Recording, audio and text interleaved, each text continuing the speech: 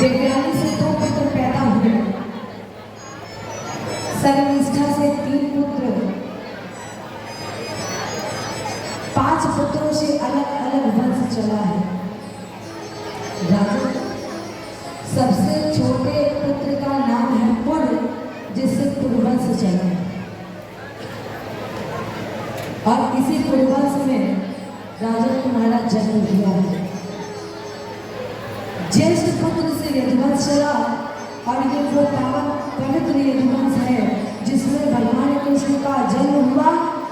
यदु से यदुवंश, जिसमें आगे चलकर सूर्य से जिनकी पत्नी का नाम था मनसा, 10 पुत्र हुए बड़े भैया बलराम जी के साथ, और जिन्होंने कंस का उद्धार किया है।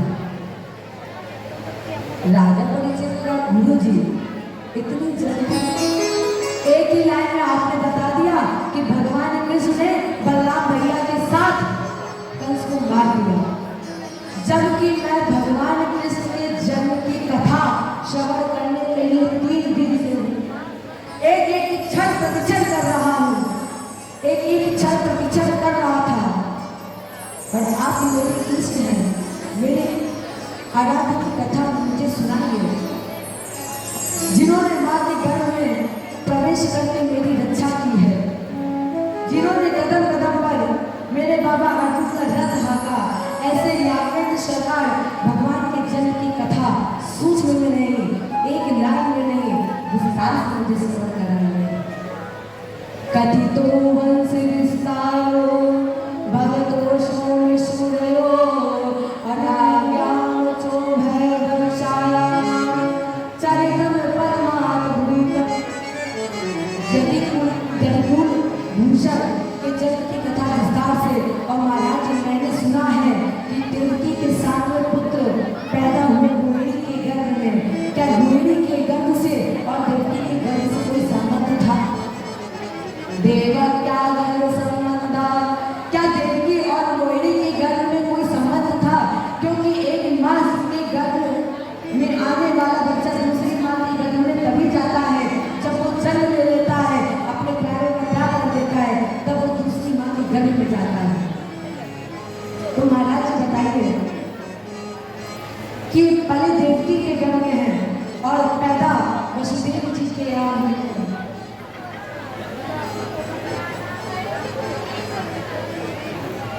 सुखदेव जी ने कहा राजेंद्र, भगवान पृथ्वी पर आता है कब?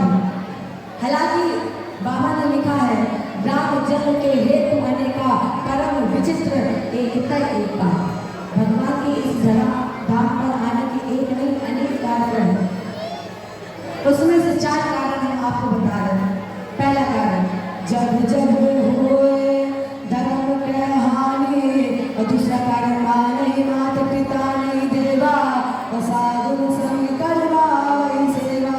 तीसरा कारण बारही बंखल चोर जुआरा।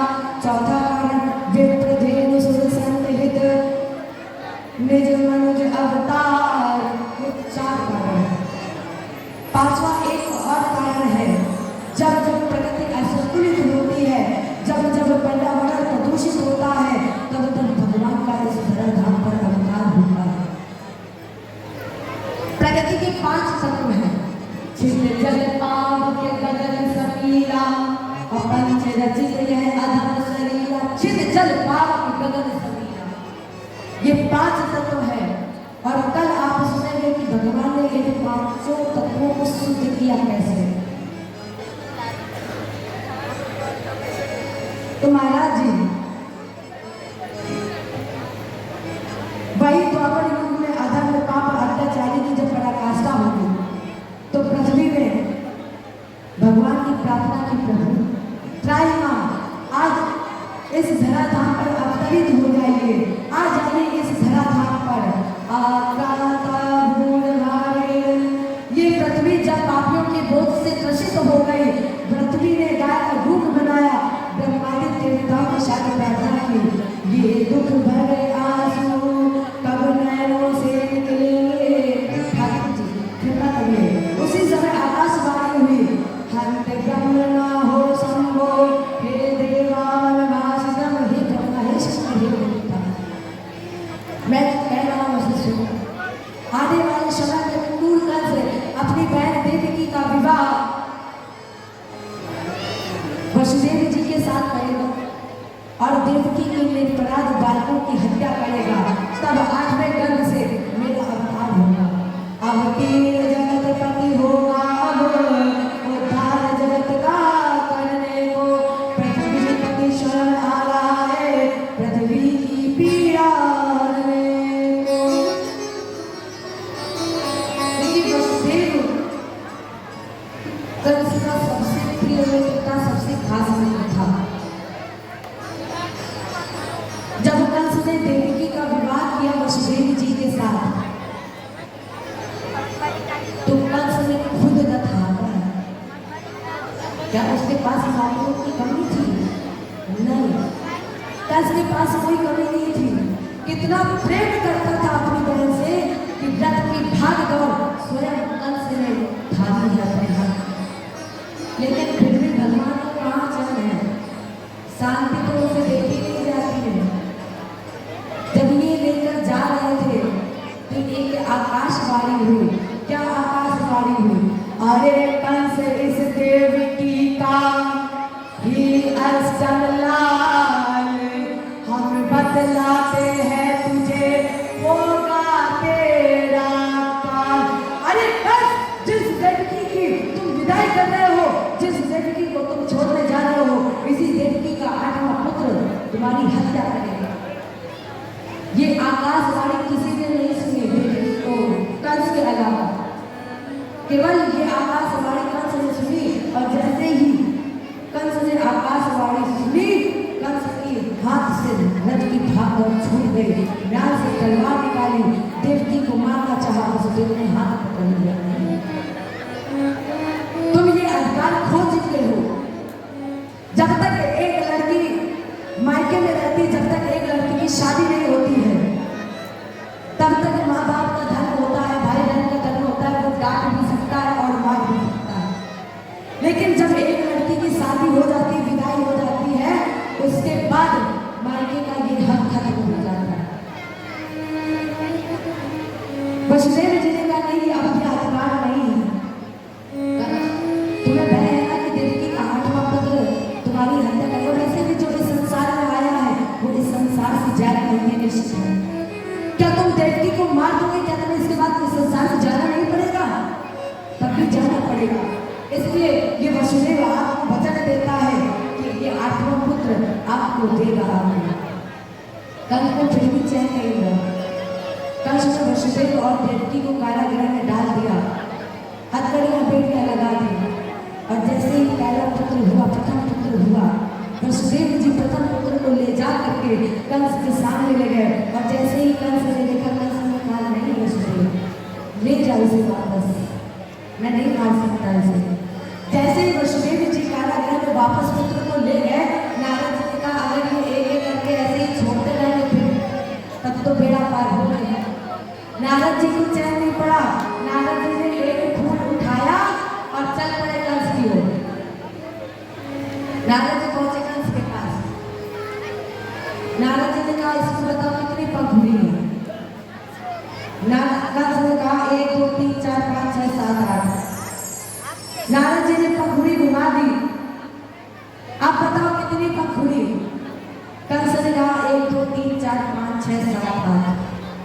नारद जी ने कहा अरे पगले, अगर यहीं पर देवकी के 8 पुत्र होते तो क्या तुम बता पाते कौन पहला है कौन 8वां है? कंस ने कहा इसका मतलब चूक गए। नारद जी का चूकने नहीं देंगे, अभी मौका है, जाओ। वसुदेव गया, कंस गया और वसुदेव के प्रथम बच्चे की हत्या कर दी। ऐसे ही धीरे धीरे करके कंस ने देवकी और वसुदेव के 6 पुत्रों की हत्या कर दी।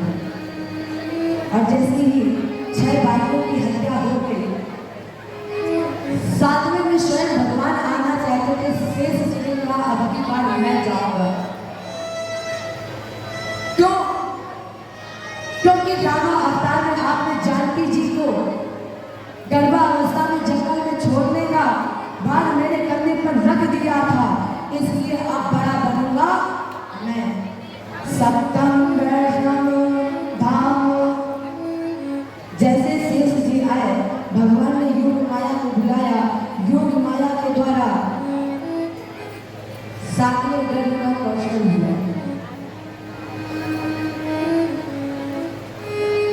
भगवान ने कहा देवी आज से तुम्हें कोई काली, दुर्गा, विजया, वैष्णवी, उमा इन नामों से लोग तुम्हारी पूजा करेंगे। और वसुदेव जी की दूसरी पत्नी रोहिणी के घर में स्थापित कर दिया, जहां पर भगवान बलराम जी के रूप में बादपद्र कृष्ण पक्ष खसकी को उनका जन्म हुआ। और ये जो रहस्य तुमने कहा था इसको सुलझाना। अब की बार 8वें गर्भ में हमारे भगवान जी जब आने वाले थे तो उस जेल में एक तेज पुण्य प्रकटा, और जब तेज पुण्य प्रकटा तो देवकी और वसुदेव को कुछ दिखाई नहीं पड़ा। और जैसे ही भगवान चतुर्भुजी रूप में आए, देवकी ने पूछा आप कौन हैं? भगवान बोले आप भूल गए हैं, हम 8वें पुत्र हैं आपके। देवकी ने कहा 8वां पुत्र? अरे पुत्र होता है वो छोटा बन के आता है, और तुम इतने बड़े कौन कहेगा कि पुत्र है? भगवान बोले आप चाहते क्या है मैया? मैया ने कहा आप चाहते हैं कि आप छोटे बनकर आए। भगवान छोटे हो गए, लेकिन उनके तल पर पीताम्बर था। देखो एक माँ से जब बच्चा गर्भ से जन्मता है तो माँ को लगता है कि मेरा बेटा हुए। देवकी ने कहा कि आपने जन्म तो नहीं लिया है, लेकिन मैं ये चाहती हूँ कि आप हुए। और जैसे ही भगवान हुए और जहाँ परमात्मा आए वहाँ हड्डियाँ बेटियाँ बंधी नहीं रह सकती हैं। स्वागतम कृष्णा शरणागतम कृष्णा। आइए महाराज जी, प्रभु भारत की इस पवित्र भूमि पर बुलाया होता महाराज जी पधारिए। सत्यवतम सत्य परमत सत्यम सत्य शिरोनिम निहितम च सत्ये सत्य सत्यमनंत सत्यम नेत्रम असत्यात्मकम त्वां शरणं प्रपद्ये। आपकी प्रतिष्ठा का श्रेष्ठ साधन सत्य है, आप पूर्णतः सत्य है, आप आदि मध्य अंत में है, सत्य ही है। आप चारों गुणों में सत्य है, आप तीनों कालों में सत्य है। ऐसे सत्य सूर सर्वात्मा हम आपको प्रणाम करते हैं, नमन करते हैं, नमस्कार करते हैं। आइए इस भारत की पवित्र भूमि पर स्वागतम कृष्णा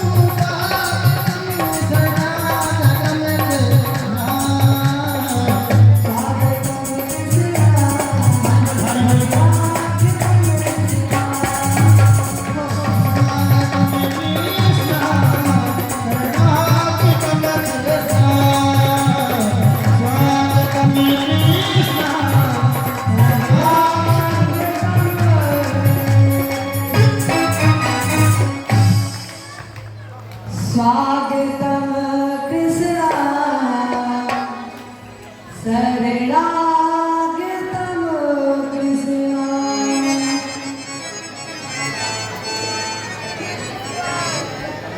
भगवान आते इसके पहले देवकी वसुदेव के सामने सर्वगुण युक्त समय प्रकट हो गया। और वो समय कैसा है? सुशोभित सर्वगुण। और उस सर्वगुण सुशोभित समय में देवकी और वसुदेव जी की एक क्षण के लिए आंख बंद हो गई। और जैसे ही आंख खुली, देवक्या देव रूपणाम सर्व विष्णु गुहासई।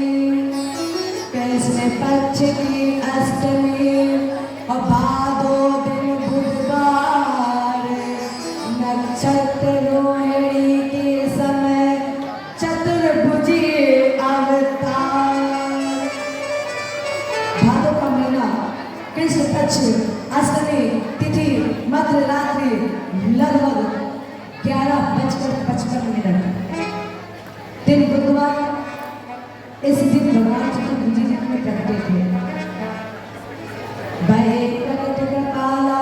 और जैसे प्रकट हुए देवकी ने हाथ जोड़े और अब की बार जब देवकी ने वसुदेव जी से कहा, स्वामी मेरी ये आखिरी संतान है, इसलिए इसकी रक्षा करिए।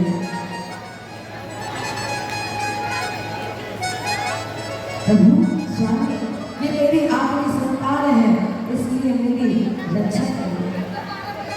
देवकी जी ने वसुदेव जी के हाथ में वसुदेव जी के हाथ में कन्हैया को पकड़ा दिया और ये चल पड़े गोकुल की ओर। जैसे ही परमात्मा आए, जितनी भी हथकड़ी बेड़ियां थी वो सब टूट गई। जेल के दरवाजे अपने आप ही खुल गए। जितने पहले द्वार थे सब सो गए।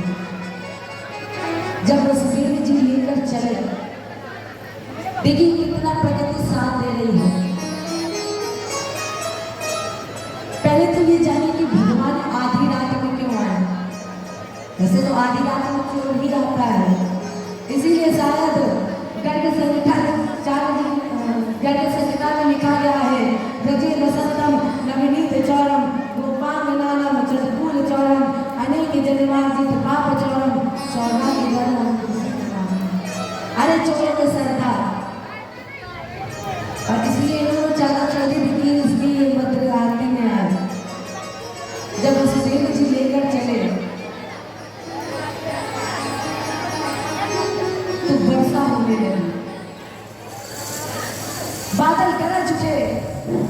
अब भगवान ने सोचा कि बादल गरज रहे हैं, भगवान ने ब्लड पीछे की ओर से बढ़ा दिया। अब भगवान ने सोचा कि बादल गरज रहे हैं, किसी की दृष्टि अगर मुझ पर पड़ गई, किसी ने मुझे देख लिया, तो क्या किया? बादल जोर से गरजने लगे, तेज से वर्षा हुई, तेज आंधी आई। जितने भी छत पर थे, बाहर थे, वो सब अंदर हो गए। और जिनकी खिड़कियां खुली थी सो हवा तुम्हारी कार तिरछी खिड़की भी बंद। अब इन्होंने पीछे से पैर को बढ़ाया। इतना ही नहीं, जब शेष जी ने फन बढ़ाया तो उन्होंने पीछे से निकाला क्यों? भगवान ने सोचा कि अगर मैं आगे से निकालूंगा तो कहीं वसुदेव जी डर ना जाए, इसलिए शेष जी ने पीछे से फन निकाला। और जहां भगवान हो, यमुना जी ने उछाल मारना शुरू कर दी।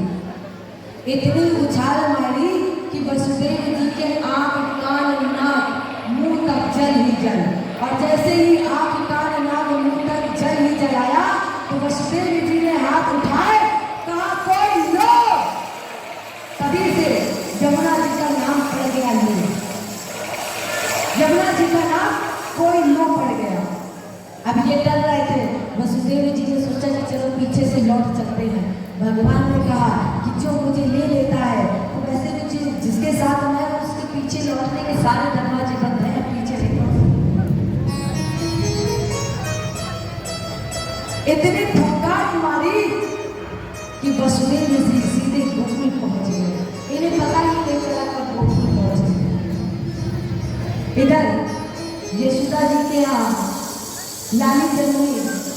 वसुदेव जी ने लाला को उठा दिया और लाली को उठाकर चल पड़े मथुरापुरी को। एक देखो ये माया है, और जहाँ माया आती है वहाँ बेटा हथकड़ियाँ अपने आप ही बन जाती है। जैसे ही माया आई वसुदेव जी लेकर गए, हथकड़ियाँ बेड़ियाँ बंद गई, जेल बंद हो गए, द्वार वाले खड़े हो गए। जैसे ही उस बालिका की होने की आवाज कानों में पड़ी तो बताया जाके कंस को कि अब की बार लाला नहीं लाली हुई। कंस गया और एकदम से लाली को देवकी के हाथ से छीन लिया, और जैसे ही दीवार में मारना चाहा वो बालिका कंस के हाथों से फिसल गई। अरे मूर्ख, तू क्या मारेगा मुझे? तेरा मारने वाला जन्म ले चुका है। कहाँ जन्म लिया ये बताना मेरा कार्य नहीं है, ये पता लगाना तुम्हारा कार्य है। जय बोलिए विंध्यवासिनी मैया की। कंस ने हथकड़ियाँ बेड़ियाँ कटवा दी और कहा बहन हमें क्षमा कर दो, हम नहीं जानते थे कि देवता भी झूठ बोलते हैं। जिन्होंने मुझे ये सूचना दी कि देवकी की आत्मा लाल मेरी हत्या कर देगा, मैंने निर्पराध बालकों की हत्या कर दी है। देवकी बिलख पड़ी भैया, तुमने अपनी बहन के पास रेसी क्या रखा है, क्या बचा रखा है? केवल क्षमा ही तो बची है, और अगर मेरी क्षमा करने से भैया को सुख मिलना है तो फिर जाओ। ये देवकी आपको क्षमा करती है। बंधन मुक्त किया, कंस दरबार में आया और दरबार में आकर के इसने आपात बैठक बुलाई और ये मंत्रणा कर रहा था कि मेरा मारने वाला 84 कोस ब्रजभूमि में कहीं पैदा हो चुका है। अब जरा गोकुल की ओर चलिए, जहाँ हमारे गोविंद जी आए हुए हैं। राजेंद्र, अभी तक हमने आपको सावधान होकर कथा सुनाई और आपने सावधान होकर कथा सुनी, लेकिन राजेंद्र अब हम सावधान नहीं रहेंगे। राजा भैंसी मेरा गुरु जी, जब बोलने वाला वक्ता ही सावधान नहीं रहेगा, मैं तो सुनने वाला हूँ। जब बोलने वाला वक्ता नहीं सावधान रहेगा तो फिर सुनने वाला श्रोता कैसे सावधान रह सकता है? कारण क्या है? आपके होठों पर न मुस्कान है, लेकिन आप इतने अधीर, इतने व्याकुल क्यों हैं? सुखदेव जी ने कहा इसका एकमात्र कारण है गोकुल। गोकुल में गोविंद का जन्म हुआ है और हमारे पास 2 पैर हैं, ज्ञान और वैराग्य। ज्ञान और वैराग्य के कदम जब हमने गोकुल की गलियों में रखे, जब हम गोकुल की गलियों में रखने जा रहे हैं, तो राजेंद्र आज गोकुल की गलियों में भक्ति की इतनी कीचड़ है, इतनी फिसलन है कि मुझे भय है कि मैंने ज्ञान और वैराग्य के चरण की भक्ति रूपी दर्पण में रख दिए, कहीं मैं फिसल नहीं जाऊं, कहीं मैं लपट ना जाऊं। इसलिए राजन, अगर मैं लपटने लगूंगा तो आप लोग संभाल लेना। अगर मैं लपटने लगूं, फिसलने लगूं, तो तुम मुझे हाथ पकड़कर उठा लेना, क्योंकि बाबा नंद को जिस समय पता लगा तो उन्होंने क्या लिखा, जिस समय बाबा नंद को पता चला कि मुझे पुत्र की प्राप्ति हुई है, आनंद में इन्होंने अवुष विप्राण इन्होंने बुलाया। सबसे पहले वेद पाठी, ब्राह्मण, विद्वान और शिक्षकों को बुलाकर क्या किया? दान। इधर दान हो रहा था और इधर यशोदा जी महल में थोड़ा विवाद हो रहा था, क्योंकि यशोदा जी जागी इसके पहले नंद की बहन सुनंदा को ये पता लग गया है कि मेरे भैया को पुत्र रत्न की प्राप्ति हुई। अब देखो इधर नंगा और बजाए में लड़ाई हो रही है और इधर जितनी गोपियां हैं सब लाला के दर्शन करने के लिए आ रही हैं और कह रही हैं क्या देखो अब कोई रुकेगा नहीं क्योंकि हमारे लाला का जन्मोत्सव है, हमारे लाला प्रगटे हैं तो सभी भक्त झूमते हुए नाचते हुए कहिएगा सजा दो घर